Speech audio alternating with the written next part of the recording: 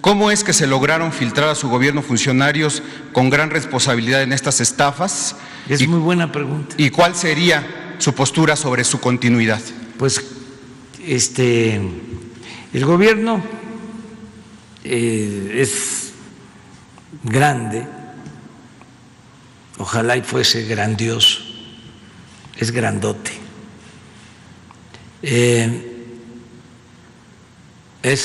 Ya lo dije, es un elefante echado, reumático y mañoso lo que nos entregaron.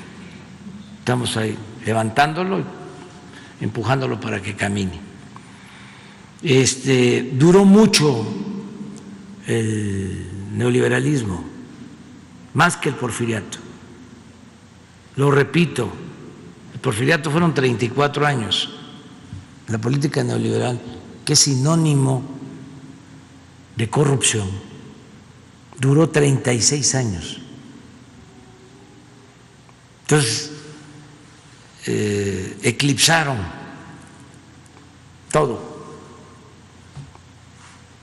y quedaron muchos funcionarios enquistados en las estructuras de gobierno, pasaban de sexenio a sexenio, hasta nuestros días, esto que estás planteando. Entonces, vamos a ir limpiando, lo seguimos haciendo, es diario.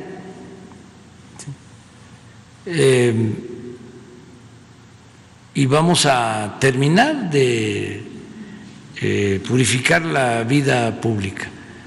Todos estos casos son investigados, pero un funcionario, por ejemplo, que está 15 años en un cargo y que permaneció durante el periodo de más corrupción en la historia de México, no debe de seguir ahí, no debe de continuar ahí. De todas maneras hay que revisar el caso. Pero eso nos pasa en Hacienda, nos pasa en Economía, bueno, Seguridad Pública. Había gente, y todavía no terminamos de limpiar, de García Luna.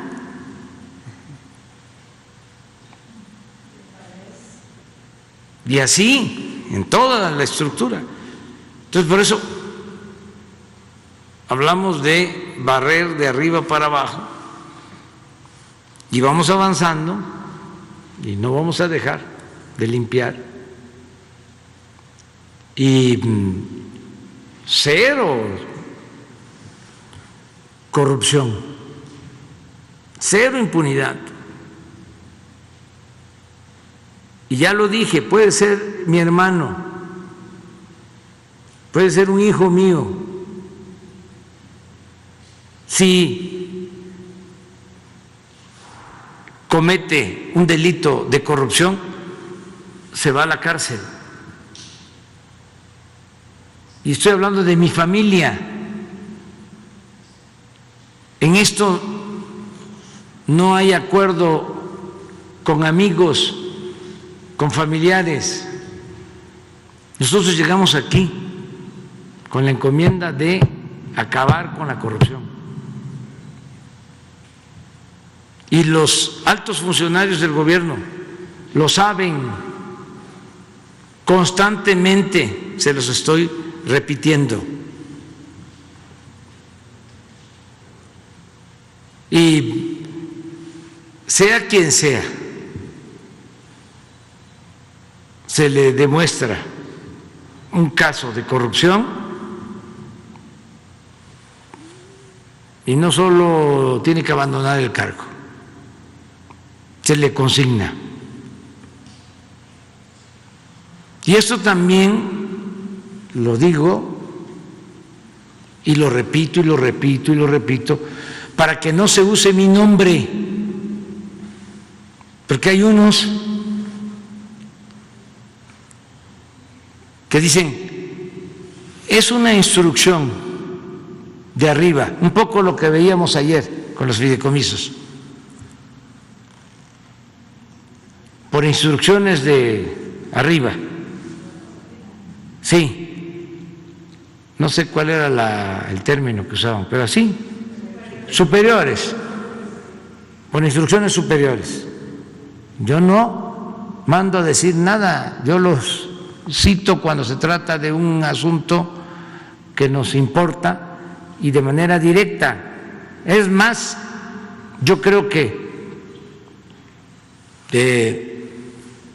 soy más transparente aquí en la conferencia que en las reuniones particulares o en los acuerdos con funcionarios, porque no tengo nada que ocultar y además esto me ayuda a mí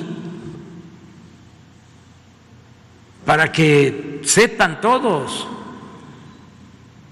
de que no hay tolerancia con la corrupción y nada de que está muy cercano y te pide el presidente que le ayudes, o si nos apoyas, por ejemplo, en eso de los tribunales electorales para dar registros a unos y quitar registros a otros. Nada, absolutamente. En las candidaturas, ni de las de Morena me meto. Que quede claro eso. Esto es distinto completamente. Entonces, todo eso que estás planteando se va a investigar. Antier plantearon aquí, dijeron de que un funcionario de Pemex estaba en un restaurante con Romero de Champs y con los líderes. Se dio a conocer aquí y ya nada más me informó el director de Pemex. Bueno, ni siquiera habló conmigo, ya nada más me mandó el boletín de que fue suspendido el funcionario. ¿Se esperaría que así ocurriera en este caso? Sí. El funcionario se llama Juan Díaz Mazadiego y le digo, no es un puesto menor, es director de Comercio Exterior. Sí, sí. Ya, solo que si estuvo 2 sexenios, si estuvo en el sexenio de Calderón y en el sexenio de Peña, en ese cargo, y está en el sexenio nuestro con ese cargo, pues no puede estar. Es de veras, o sea, sí hay funcionarios de carrera, pero en esos 2 sexenios se intensificó la corrupción como nunca. No, pues además hay testimonios y Sí, archivos, y hay documentos pruebas. de que… Sí. Bueno, la última pregunta… Es que si no lo hacemos así, ¿y saben qué pasa? Por ejemplo, esto que me estás diciendo, yo no lo sabía. ¿Por qué? Porque son estructuras y le doy la confianza al secretario y si tienen casos así de gentes que vienen de las otras administraciones, pues tratan de mantenerlos pensando que son técnicos, que son independientes, y ahí se van. Y además se ponderó demasiado lo de la técnica. A los técnicos se les consideraba como científicos o se creían científicos y se elevó a rango supremo la economía. Esa es una característica del periodo neoliberal y se subordinó todo lo demás. Yo he llegado aquí a decir que para ser un buen funcionario público, el 90% es honestidad y el 10% es conocimiento, experiencia. Y se enojan. Entonces, no, por la influencia que hubo durante muchos años, donde lo importante eran los grados académicos y no la honestidad. Y habían quienes estudiaban doctorado en Harvard y por ese hecho ya tenían licencia para robar, como los hijos del Padrino, de la novela de Puzo, que los mandaba a estudiar a universidades del extranjero. O los legisladores. Yo recuerdo que cuando decidimos de que los militantes de Morena pudieran aspirar a ser diputados o senadores y que no se resolviera en una convención, porque ¿qué pasaba cuando se resolvía en una asamblea? ¿Quiénes quedaban para ir a la lista plurinominal? Los cercanos a los dirigentes. Hasta metían a sus esposas, a sus hermanos, a sus primos, a sus achichincles. Como eran corrientes, grupos, se ponían de acuerdo, se hacía la asamblea y salían en las listas. Entonces dijimos, no, ahora ¿sí? Va a ser por sorteo, por insaculación, dicen los técnicos, los que hablan física. Y fue una crítica, ¿cómo? ¿Y si gana un albañil? ¿Y si gana una mujer indígena? ¿Y si gana un campesino? ¿Cómo va a ser diputado? Bueno, entonces, ¿qué no son pueblo?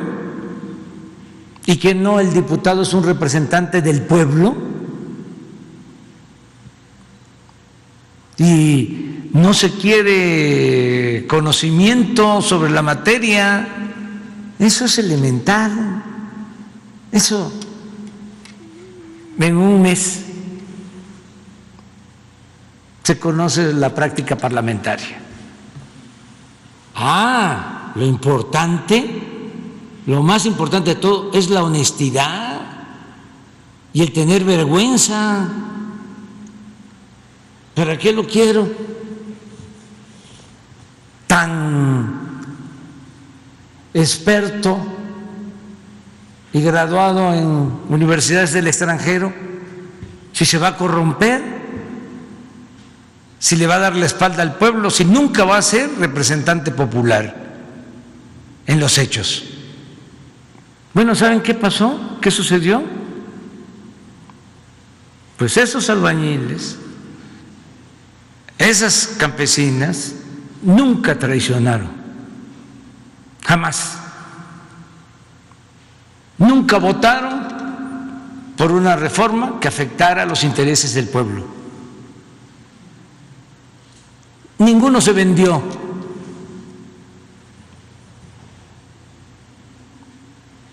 Entonces, son parámetros distintos de medición.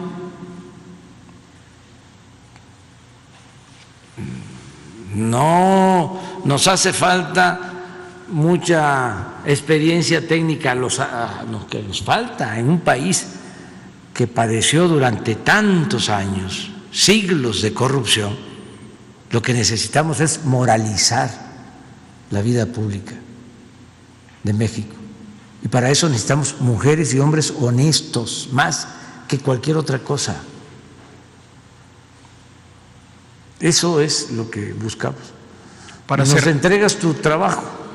Sí, presidente.